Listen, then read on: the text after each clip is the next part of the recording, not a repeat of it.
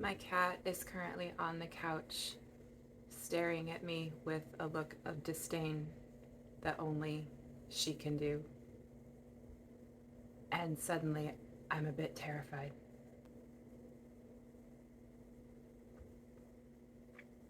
In this video, I will talk about the things I loved, learned, and experienced during Aquarius season 2023. Let's do it.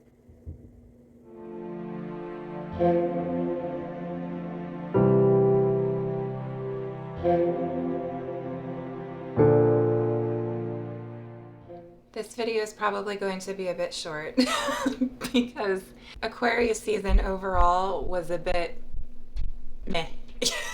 Not that it was bad. It wasn't bad. It was just after Capricorn season, which was a chaotic, hot mess in many ways.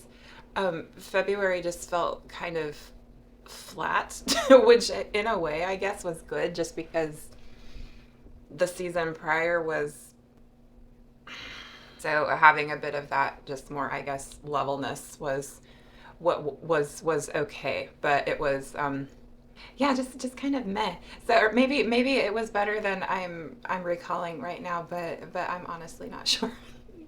Today I've got one of my favorite comfort beverages that I usually do not ever drink during the day. This is like a late afternoon, early evening beverage that I like, that I often have on Fridays after my work week is over, just because it's very soothing, and it's a drink that for me has a lot of Venusian energy. It's warm milk with honey and rose water and cardamom all mixed together and frothed up and delicious. And it's, I call it my Venus drink. It's very Venusy for me. And Friday is Venus's day, and so I'll often have this on a Friday in the evening. But I didn't this past Friday because I essentially came home. My son left for his out of town work, so I saw him off, and then I pretty much just went to bed after he left, because I was tired. I didn't have my Venus drink on Friday, so I'm having it now. And it's so good. All right, on to the best of Aquarius season 2023. I think the place I want to start is with my anchor card for the season, because it was tough, but it was impactful, and it was a learning experience, and it was something I needed but didn't know until it was over, which, is typical for a lot of things. So for Aquarius season, the deck I chose my anchor card from was the Universal Folk Oracle. I just did a video about how I'm currently using Oracle, and I go into a bit more detail about my anchor card and how I kind of work with it. But my anchor card for Aquarius season was this one, was the Warrior card. And I didn't quite get it at first, but as the season went on, I understood. And I went back to the little guidebook, and there was a reference to the Celtic warrior queen Boudica, with this in this entry for this card. And I went and read a little. I knew I was familiar with the name and kind of just the general backstory, but I went into a little more detail, just reading a bit about Boudica. I've heard Boudica and Boudica. I'm not quite sure which one is correct, but I've heard Boudica, I think, the most, so that's the one I'll go with. A lot of her story has to do with the sort of justice piece in relation to her daughters, her children. And I kind of focused on that a little bit, just because there were some things coming up for my son that weren't bad, but there were these little moments where he had to advocate for himself and kind of go out on a limb a little bit. And he's normally pretty good about doing that, but this was kind of a little bit more than he had ever done for himself. And so, but what I felt my role was in that was to not to do it for him, but to encourage him to do it for himself and give him some ideas for strategies and approaches that he could use to address these issues that had come up. And so far so good on that. It seems to have gone okay, and still kind of working through a few things, but I think overall it was really good. And that was kind of my main focus. But also, I realized how much in Aquarius season I was fighting with myself. I was fighting with myself over so many things. And finally, the day just came and I was just like, I gotta stop. I gotta stop doing this. This is pointless. It's not solving anything. This is not a solution-oriented approach to dealing with things that are going on. So I just need to quit fighting myself and let things happen the way they are meant to happen. And I'll always, every single time, once I just let all that go, things work themselves out. And it happens pretty much every time. And I don't know why I fight that so often and so hard, but it's just the ego, thinking it knows better. I burned my hand this morning on the top of my finger, so I had to go get my ice pack just because it was starting to get a little hot. But so that was my card, my anchor card for Aquarius season, the Warrior card from the Universal Folk Oracle. This is a really great deck, and I like the art. There's all kinds of little hidden things. I like it a lot. So that was my card for Aquarius season, and I learned a lot from it. It was good. Next, I think I'll mention a couple of YouTube things, neither of which are related to my channel. Well, I guess one technically kind of is, but it didn't come from me. It was a VR. The first YouTube thing I'll mention is a video that Kelly did. I swear I bring one of her videos in every single time on these things, but her content is just so good and it inspires me. But she did a video about the elemental aspects of the Minor Arcana with the Taroki by Mr. Freiborg.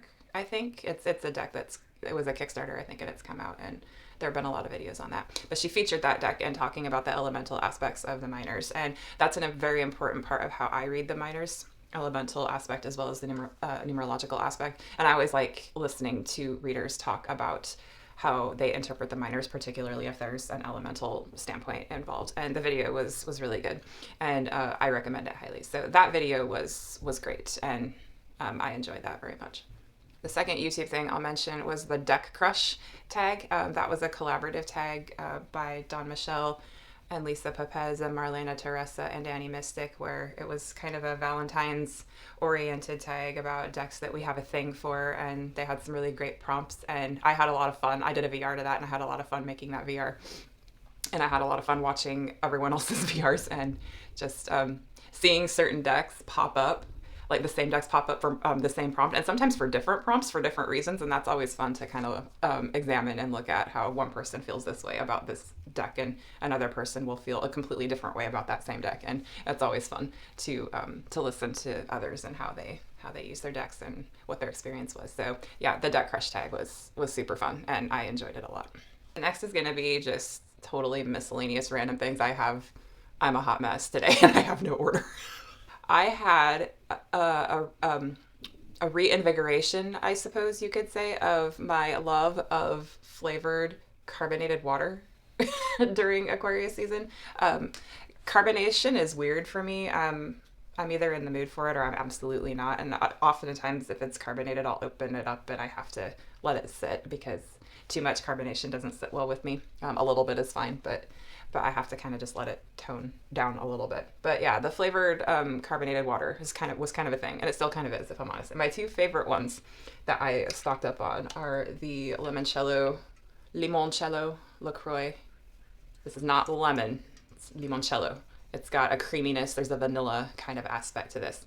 I like this one a lot. That one, and my new favorite is the Waterloo Watermelon. I like all of theirs that I've tried, but the watermelon is just so good. And what's really funny is that I don't like watermelon, the fruit, really at all. When I was pregnant with my son, though, I had watermelon every day for like 6 weeks straight. I craved it like crazy. And then after he was born, the craving never came back, and I've only had it a handful of times since. But I like watermelon flavored things like this, and like watermelon Jolly Ranchers. I love watermelon Jolly Ranchers. I hardly ever have them, maybe 2 or 3 times a year, but watermelon Jolly Ranchers, I really like those. But I don't like watermelon, the fruit, so I don't know. But yeah, so Limoncello LaCroix and Waterloo Watermelon, these were awesome. Next random thing I'll mention are my compression gloves. I'm not wearing them right now because I don't feel the need to, and because I burned my hand. It was kind of rubbing up against. But these are my gray compression gloves. I've worn these in a lot of my videos. I love these. They help with my circulation. My circulation is not the best, and a lot of that has to do with my anemia and when it ebbs and flows, and when it's not under control, my hands and feet get really, really cold. But these and my compression socks as well really, really help with circulation, and I've really needed that the past all of winter, pretty much, and even into last autumn. I was wearing these all the time, and I'm still wearing them. But eventually, I'll get to the point as it warms up where I won't need them as often. But these have been kind of a lifesaver for me. So my compression gloves, I love these a lot. The next thing I've talked ad nauseum, I swear, about lately, and that's my rekindled love affair with Urban Earth sandalwood incense. Not the highest quality incense, but it's a great everyday one for me. I have some special like handmade, hand rolled incense that I burn for like special observance days, like zodiacal season transitions, or the cross quarter days, or sometimes on the new moon and full moon. Just depends on how I'm feeling with that. So I use like my special, more expensive incense on observance days, and this is a great for me everyday incense. It's sandalwood is often really overpowering for me, but I like the smell of it. But it's often just too much. This is not too much. This is subtle and mellow, and it's lovely. And it is it's a Nippon Kodo. It's the Japanese. It's a brand of their kind of parent company, and yeah, the smell. I love it. So yeah, this has been a thing that started last season in particular, and it's still going on now. So Urban Earth sandalwood incense. Next random item is my Frio pen case. I freaking love this thing. So it's a roll case. So you take it apart and you can roll it like so, and it ends up like that. And then you unroll it, and then you get this. And then this top part in the back, it's got magnets, and you flip it back and attach it, and you end up with a little stand, and it becomes a freestanding pen case. I have used this extensively at work recently, especially when I've been doing assessment administration and I have it at my table. I just plop it down wherever I am, and everything, all my pens are, the pens I'm using at the moment the most are there, and I love this thing. But yeah, my Frio pen case is fab. I loved it a lot.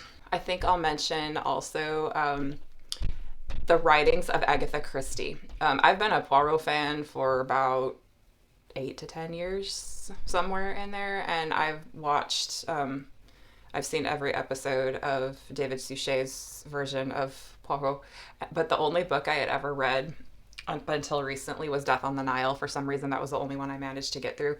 But lately, I've been on a kick with her books. I read the ABC Murders, and I just finished Murder on the Orient Express, which the ending of which kind of shocked me. You know, if you're going to compare and contrast show or movie to book, that one surprised me. I was very surprised how that one kind of ended based on what I knew of the story of what I had watched.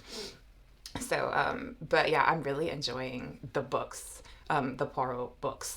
Old Gods of Appalachia. I've been neglecting that podcast, and I really want to get back to it. So maybe I'll take a break from Poirot for a little bit and listen to some Old Gods and get back into that, because they keep releasing. I'm so behind. They keep releasing new episodes, and I need to catch up. So I'm probably going to do that before listen to a few of those episodes before I read another Poirot book.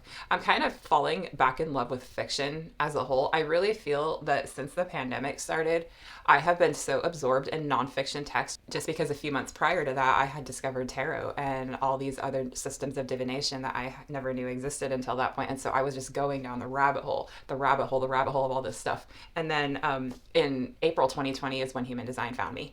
And then that was a thing, still is a thing.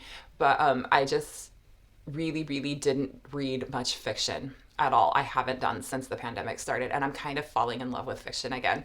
And I think I might take a break from, not a total break, just relax a little bit regarding the amount of nonfiction that I'm reading, just because it can be a bit too much sometimes if you just don't keep it in check. So Fiction, I guess, as a whole, just falling in love with fiction again has been a thing. Started last season and is continuing. So fiction as a whole is a rekindled love. An experience I had that was really lovely last season was making friends with a farm cat. I have a new farm cat friend now that I love her. And I buy dairy and beef boxes from a local regional dairy farm. And they have a farm cat who was apparently just a couple of years ago was feral and wouldn't go near anyone. And they did a lot of work with her, and now she's so lovey and social. And now every time I go there, I sit down on the step and she comes and just gets into my lap and snuggles and purrs, and it's so lovely. But I met her for the first time toward the beginning of Aquarius season, so late January, and I've seen her a couple of times since then. But yeah, she's so cute, and I love her so much, and I think about her all the time. And I message the farmer, the owner, and I just check in on her, just like, how's she doing? Because she's so cute. But yeah, so making a new farm cat friend was a lovely experience. And the other lovely experience, even though it was a chaotic one, was just spending time with my kid. And even though it was a chaotic hot mess, a lot of the time it was a lot of appointments, both medical and getting him to where he needed to be for his recruitment and extra errands and things like that. It was a busy time, chaotic time. But yeah, it was good. So just hanging out with him, having that time before he graduates. And I think we're trying to do that a little bit more, just have that time. It's been harder on the weekends since he's not been home, but we're just trying to make up for it where we can. But yeah, that was hanging out with him was really good. So yeah, short and sweet. I think for this one, I think Pisces season will be a bit longer just because there's been some stuff. So we'll see what happens with that. But yeah, I think I'm gonna end this one here. So until my next video, take care and be well.